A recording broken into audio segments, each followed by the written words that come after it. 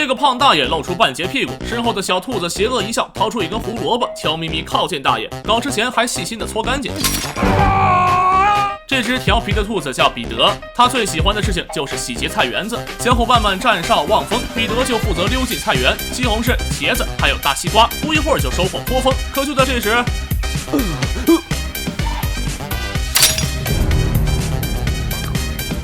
有兔子！胖大爷举着9齿钉耙冲进菜园，彼得吓得仓皇逃窜。就在他即将逃出菜园时，衣服被铁丝勾住，他只好脱掉衣服逃跑，却不料摔了一跤。眼看胖大爷的钉耙就要落下，彼得被一个女人抱起来，她叫贝利，是住在隔壁的画家。好吧，暂时这么称呼她，毕竟她的画都太抽象了，唯独画兔子勉强能看得过去。也许是因为他特别喜欢兔子，经常准备食物款待他们，甚至偶尔还来个泡泡浴。不过彼得今天有点心事儿，他还惦记着爸爸留给他的衣服，于是独自潜入菜园，他冲着衣服狂奔，再来一个跳跃加回手掏，成功到手。可就在彼得打算回去时，被胖大爷逮住了。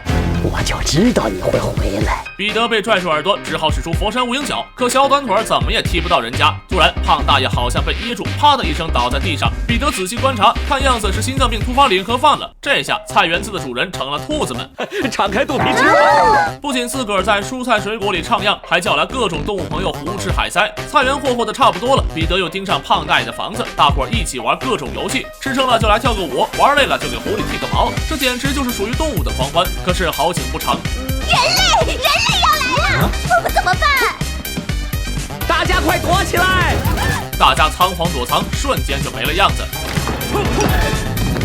进来的男人叫小麦，千里迢迢来继承房产，看着眼前的一幕，简直惊呆了。他刚坐下压压惊，身边的沙发布却突然支棱起来。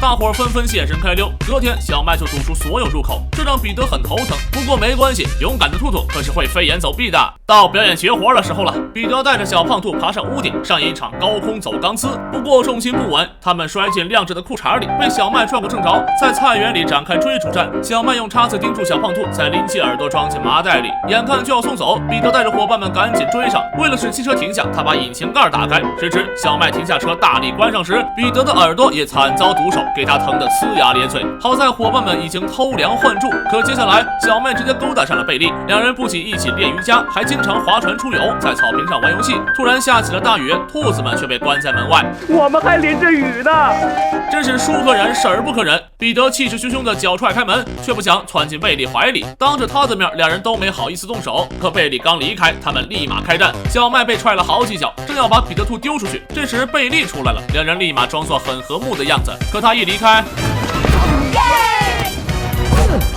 彼得骑在小麦头上，差点没把他拽成地中海，可转眼又被小麦按在墙上好一顿摩擦，旁边的抽象画也被搞花了。不巧的是，贝利刚好看见，完犊子，他瞬间上头，把彼得赶了出去。彼得有点难过，这是贝利第一次对他这么生气，都怪小麦，这家伙死定了。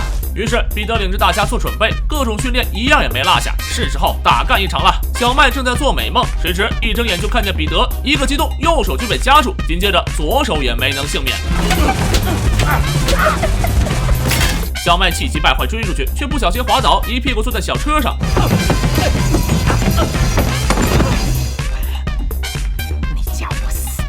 小麦在田园围上电网，以其人之道还治其人之身。彼得带领大家修改线路，再假装被电的样子。小麦看见了，很得意，正要开门出去查看情况，谁知自己却被电飞。他换到侧门，还是一样被击飞。再换到阳台，这回学乖了。但是他不知道，水管和灯都被通上电。小麦被电晕在菜园里，直到半夜才醒来。此仇不报非君子。他把买来的炸药一股脑全塞进树洞里，刚要引爆，却被贝利打断。可彼得不是个省油的灯，他打算先发制人。隔天，小麦正在看书，突然有人朝窗户上丢番茄，一看就是兔子团伙干的好事儿。他踹开栅栏，从树洞里掏出炸药，二话不说就往菜园扔。兔子们四处逃窜，这样下去不行。彼得顺手摘下一颗番茄，与小麦展开生死对决。可他被炸懵了几秒，小麦趁虚而入，把他按在地上。这时贝利出现，小麦赶紧假装帮彼得刷牙，成功躲过一劫。恰好炸药遥控器掉出来，彼得冲上前按下开关，砰的一声巨响，整棵大树被连根炸起，还砸坏了贝利家的玻璃房。他十分生气，可小麦还狡辩说是兔子干的，他只是只小兔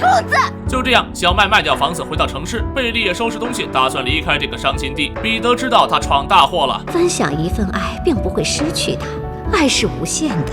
彼得明白了，现在就让他来弥补吧。彼得和小胖兔一起来到小麦工作的地方，跟他说清楚。于是两只兔子和他们的仇敌开始了争分夺秒的旅程。他们换了各种交通工具，最后骑上小摩托，成功拦下贝利。彼得拿出遥控器，勇敢承认了自己的错误。请你原谅我们。这时，房子的买家来了，彼得带着小伙伴们接通电源，成功把他们电飞，再让猪先生从天而降，吓走夫妻俩。聪明的兔子。以上故事来自彼得兔。森林里居住着各式各样的动物，是人类霸占了他们的家园，据为己有。其实动物都很善良，我们应该和睦共处，善待动物。